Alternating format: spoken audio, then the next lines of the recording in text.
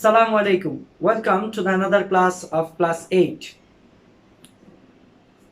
This class is presenting to you by Muhammad Shohan Sharkar, assistant teacher, Sheikh D. Abdullah Mullah School and College. And dear my class 8 students, today we are going to learn from our EFT book, and today's subject is from Unit 3, health and hygiene. স্বাস্থ্য ভালো রাখার জন্য আমাদের কি দরকার?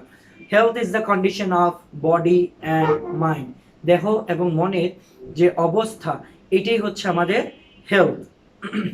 ইট may be good or bad, এটা ভালো হতে পারে, খারাপও হতে পারে, আমরা এগুলো শিখেছি।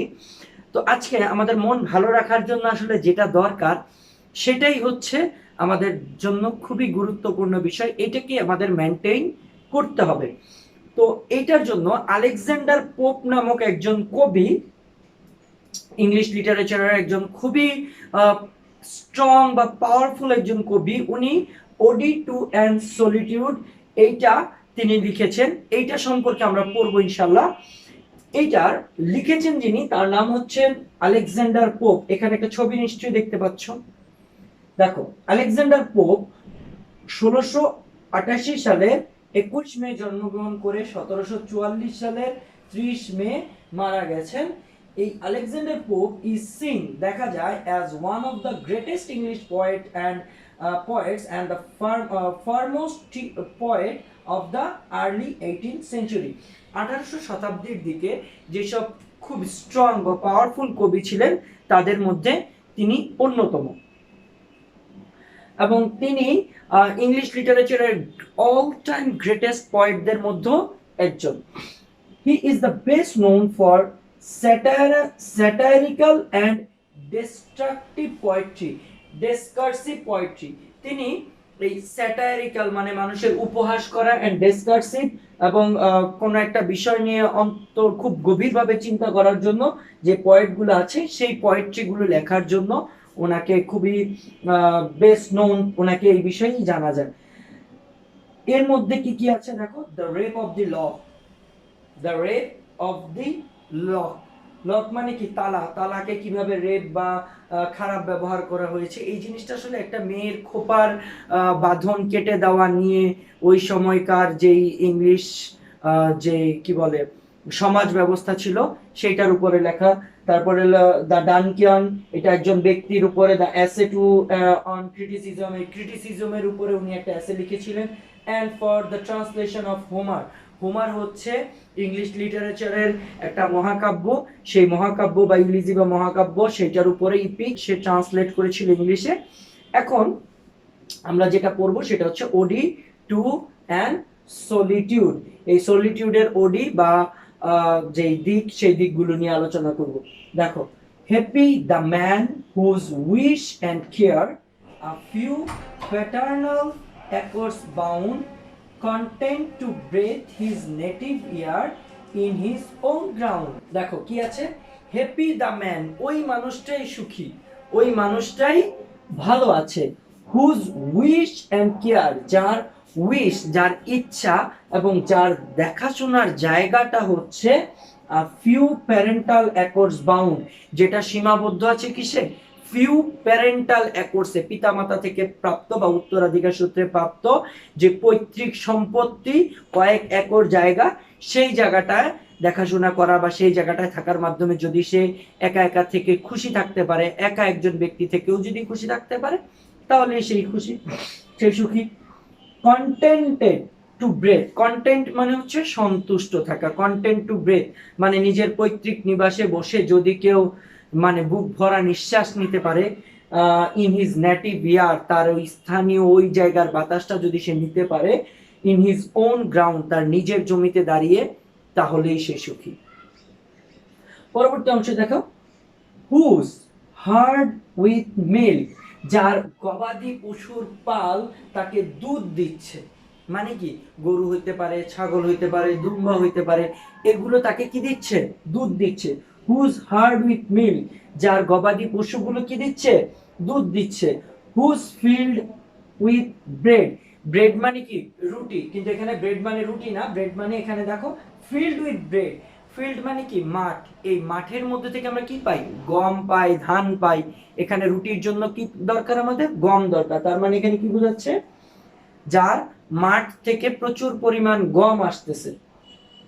whose folks supply him attire, whose folks মানে গবাদি পশু, flocks, এই ফক্স গুলো সাপ্লাই হিম, তাকে সাপ্লাই করে অ্যাটায়ার মানে হচ্ছে কাপড় চোপড়।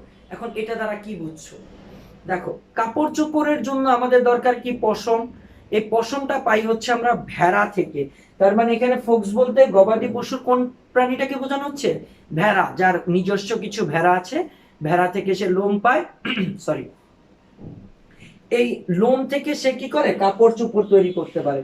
whose trees in summer yield him shade in winter fire, whose trees, যার গাছগুলো, in summer, গ্রীষ্মের গরমের সময় প্রচন্ড তাপ যখন সূর্য দেবে তখন কি দিবে, yield him shade, shade মানে ছায়া, yield মানে হচ্ছে প্রদান করা, তাকে কি করে, ছায়া প্রদান করে। প্রচন্ড গরমে তার গাছগুলো তাকে ছায়া দেয়। ইন উইন্টার ফায়ার, এবং উইন্টারের সময় তাকে কি দিবে, ফায়ার দেবে, আগুন দেবে। এই হচ্ছে তার পাওয়াগুলো, তার গাছ, তার প্রকৃতি থেকে। এবার দেখো, তার ইচ্ছা, একজন মানুষ সুখী হবে কখন, যখন তার ইচ্ছা এবং কেয়ার গুলো সীমাবদ্ধ থাকবে, কন্টেন্টেড থাকবে কোথায়, a few paternal accords bound, যে পৈতৃক সম্পত্তি থেকে কয়েক একর জমি পেয়েছে সেটার মধ্যে, যেখানে সে নিজের জমি মনে করে বুক ভরা নিঃশ্বাস নিতে পারবে, নিজের জমিতে নিজের বাতাস মনে করে বুক ভরা নিঃশ্বাস নিতে পারবে। যার গরু তাকে দুধ দেবে, যার পশুগুলো, যার মাঠ থেকে তার খাবারের যোগান হয়ে যাবে, যার কি বলে, গবাদি পশু থেকে সে পশম পাবে, সেগুলো থেকে সে কি করতে পারবে, জামা কাপড় তৈরি করতে পারবে। এবং তার কিছু গাছ থাকবে, যে গাছ তাকে গরমের দিনে ছায়া দিবে, শীতের দিনে আগুন জ্বালিয়ে তাপ দেবে। তার মানে তার ওই যে সীমানা, বাবার যে সম্পত্তি বা পৈতৃক সম্পত্তি থেকে যে সেই জিনিসপত্রগুলো পেয়েছে, সেগুলোর মধ্যেই সে তার পৃথিবীর সকল সুখ পেয়ে যাবে, এখানে সে একা একা থাকতে পারবে। ব্লেসড মানে আশীর্বাদ প্রাপ্ত। ইউ ক্যান আনকনসার্নলি ফাইন্ড, তুমি হয়তো পেতে পারো, কিরকম, আনকনসার্নলি, হয়তো অবচেতন মনেই কোনো কিছু হয়তো পেতে পারো, হয়তো হারিয়েও যেতে পারে। হু ক্যান আনকনসার্নলি ফাইন্ড, কে এই অবচেতন মনে খুঁজে পাবে। আওয়ার্স, ডেইজ, ইয়ার্স স্লাইডলি সফটওয়ে, যেখানে দিন, মাস, বছরগুলো খুব ধীরে ধীরে চলে যাচ্ছে, এটা হয়তো সে বুঝতেই পারবে না যখন তার মন ভালো থাকবে। In health of baby body, in health of body, peace of mind, quiet by day, যখন তার হেলথ অফ বডি, দেহটা ভালো থাকবে, বডিটা ভালো থাকবে, পিস অফ মাইন্ড, মনের মধ্যে যখন শান্তি থাকবে, কোয়াইট বাই ডে, সারাদিন যখন নিস্তব্ধ নীরব থাকবে, শান্তিপূর্ণ একটা পরিবেশের মধ্যে সে থাকবে, তখন তার দিনগুলো যে চলে যাচ্ছে সে সেটা বুঝতেই পারবে না, একেবারে সব কিছু থেকে সে নির্লিপ্ত থাকবে, কোনো ঝামেলার মধ্যে সে থাকবে না। সাউন্ড স্লিপ বাই নাইট, রাতের বেলা তার ঘুমটা খুব ভালো হবে।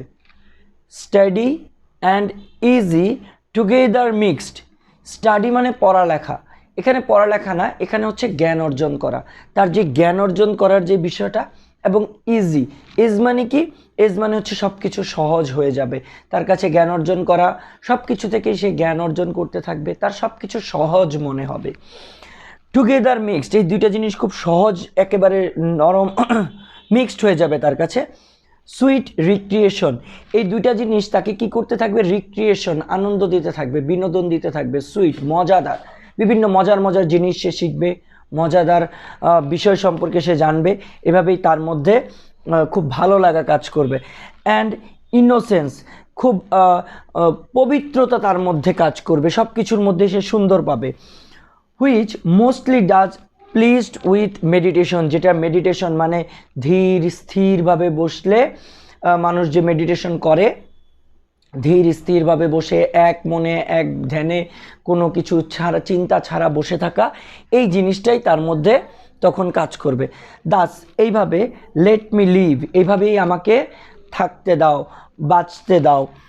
আনসিন আননোন, যেখানে কেউ আমাকে দেখবে না, যেখানে কোনো কিছু কেউ আমার সম্পর্কে জানবে না, আমি একা একা থাকবো, সলিটিউড থাকবো, একেবারেই নীরব নিস্তব্ধ পরিবেশে একা একা শান্তিপূর্ণভাবে থাকবো।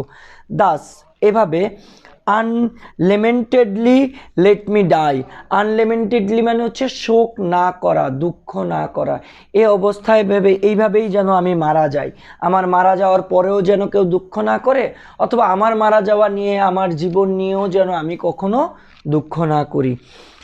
স্টিল ফ্রম দ্য ওয়ার্ল্ড, পৃথিবী থেকে, স্টিল মানে এই যে STEAL, স্টিল মানে হচ্ছে চুরি করা বা কোনো কিছু লুকিয়ে ফেলা, স্টিল ফ্রম দ্য ওয়ার্ল্ড, পৃথিবী থেকে একেবারে নিজেকে আড়াল করে রেখে, and not a stone tell where I lie, এবং একটা পাথরেও লেখা থাকবে না যে আমাকে কোথায় শেষ শয়নে শেষভাবে আমাকে কোথায় শোয়ানো হয়েছে, এরকম জিনিসটাও যেন আমার মধ্যে, আমি কোথায় শেষভাবে আমাকে সর্বশেষবার কবরে কোথায় শোয়ানো হয়েছে, এটাও কোনো পাথরে যেন লেখা না থাকে। তাহলে টোটালি আমরা যে বিষয়গুলো পাচ্ছি সেগুলো কি ছিল? একজন মানুষ সেই সুখী যে তার উইশ এবং কেয়ার নিয়ে থাকতে পারে ইন এ প্যারেন্টাল অ্যাকর্ডস, পিতার জমি থেকে, পিতার বা পিতৃপুরুষ থেকে প্রাপ্ত যে জমি, সেই জমিতে সে নির্মল বাতাসের মধ্যে সে যেন বসবাস করতে পারে, তাহলেই সে সুখী। যদি তার গরুদের থেকে দুধ আসে, মাঠ থেকে খাবার আসে, মানে তার রুটি আসে, তার যদি আরেক পশুর পাল থেকে তার যদি পোশাক চলে আসে, তাহলে তো তার কোনো কিছুরই দরকার হয় না। গ্রীষ্মের সময় তার গাছগুলো তাকে ছায়া দিবে, তার শীতকালে তার ওই গাছ থেকে সে পাতা কুড়িয়ে আগুন জ্বালাতে পারবে। এই সবগুলো জিনিস যদি তার মানে তার নিজের জমি থেকে হয়ে যায়, তাহলেই সে সুখী। আবার সে আশীর্বাদ প্রাপ্ত হবে কখন? যখন তার মধ্যে কোনো দুঃখ, ক্লেশ, জরা, কষ্ট কোনো কিছুই থাকবে না, দিনগুলো এমনি এমনিই চলে যাবে, মনের মধ্যে শান্তি থাকবে, কোনো রকম অশান্তি থাকবে না, শরীরটা সুস্থ থাকবে, এবং সারাদিন সে কোনো কিছুর মধ্যে ব্যতিব্যস্ত থাকবে না, সে শান্ত নীরব একটা পরিবেশের মধ্যে থাকবে। আরও যেটা শিখেছি আমরা এখানে, সেখানে কি রাতের বেলা খুব স্নিগ্ধ একটা পরিবেশে সে খুব সুন্দর শান্তিপূর্ণ একটা ঘুম দিতে পারবে, তার জ্ঞান চর্চা খুব সহজ হবে, তার আনন্দগুলো খুব মজাদার হবে, সব কিছুর মধ্যে সে ছোটোখাটো আনন্দ পাবে, ছোটোখাটো জ্ঞান অর্জনের জায়গা পাবে, তার ইনোসেন্স, তার যে কি বলে নির্লিপ্ততা, কোনো কিছুর মধ্যে সে কোনো রকম ব্যস্ত থাকবে না, সে সবসময় একটা ধ্যানের মধ্যে মগ্ন থাকবে, যে সুখের মধ্যে সে আছে সেই সুখের পরিবেশে সে মগ্ন থাকবে। তার আরও যেটা হবে, সে আননোন আনসিন অবস্থায় থাকবে, পৃথিবীর কেউ তাকে জ্বালাবে না, পৃথিবীর কোনো কষ্ট, কোনো জরা, কোনো সমস্যা তাকে মানে তাকে আঘাত করতে পারবে না, তাকে স্পর্শ করতে পারবে না। তার আরও যে ইচ্ছাটা আছে সেটা হচ্ছে, সে যে সময় মারা যাবে তার যে জায়গায় কবরস্থ করা হবে সেই জায়গায় স্টোন বা পাথরের মধ্যে কোনো তার নাম টাম কোথাও লেখা থাকবে না, একটা সময় তার নামটা এভাবেই যেন শেষ হয়ে যায়। আমরা এইরকম একটা জীবন চাই যে জীবনের মধ্যে কোনো দুঃখ, ক্লেশ, জরা থাকবে না, কোনো সমস্যা থাকবে না, শরীর সুস্থ থাকবে। এই কবিতাটা মূলত একটা মানুষের মনের একজন মানে আলেকজান্ডার পোপের মনের চাহিদাটা কেমন, কি চান তিনি, কীভাবে চান, তার যে চাওয়াটা, সেই চাওয়াটা আমাদের সাথে কতটুকু মিলে, এই জিনিসটার জন্যই আমাদের এটা শিক্ষা। আমাদের স্বাস্থ্য ভালো দরকার, আমাদের আরও যেটা দরকার সেটা সর্বোপরি সবচেয়ে বেশি যেটা ইম্পর্টেন্ট সেটা হচ্ছে স্বাস্থ্য। হয়তো অনেকের বিভিন্ন ধরনের রোগ ব্যাধি থাকতে পারে, বিভিন্ন কারণে বিভিন্ন রোগ ব্যাধি হতে পারে, কিন্তু আমাদের মন যেন ভালো থাকে, আমাদের শরীরের সাথে সাথে মনটা ভালো রাখাও খুব ইম্পর্টেন্ট একটা বিষয়। এই মন ভালো রাখার জন্য মানে ইকোনমিক সলভেন্সি, ইকোনমিক যেই প্রবলেমগুলো আছে সেগুলো যেন আমাদের সলভ হয়ে যায়, এবং আমরা যা পাই তা নিয়ে সন্তুষ্ট থাকার মাধ্যমেই আমাদের এই সুখগুলো আসবে। তো এই হচ্ছে আমাদের শিক্ষণীয় বিষয় কবিতা থেকে। আর সবাই বাসায় থাকো, ভালো থাকো, স্টে হোম, স্টে সেফ। সবাই আমাদের জন্য দোয়া করবার জন্য, আমরা ভালো মনে, ভালোভাবে, সুস্থভাবে এই করোনা প্যান্ডামিক টাইমটাকে আমরা হাত ধোয়ার মাধ্যমে, আরও যেসব নিয়মকানুনগুলো আছে নিজেকে সেফ রাখার মাধ্যমে, ঘরে রাখার মাধ্যমে যেন সুস্থ স্বাভাবিকভাবে জীবনযাপন করতে পারি। আমাদের এই যে সমস্যাগুলো চলতেছে, এটা যেন আমাদের পিস অফ মাইন্ডকে যেন কোনোভাবেই আঘাত না করে, পিস অফ মাইন্ড যেন কোনোভাবেই নষ্ট না হয়। সবাইকে শুভেচ্ছা জানিয়ে শেষ করছি আজকের ক্লাস। আসসালামু আলাইকুম আ রহমতুল্লাহি আ বারাকাতুহু।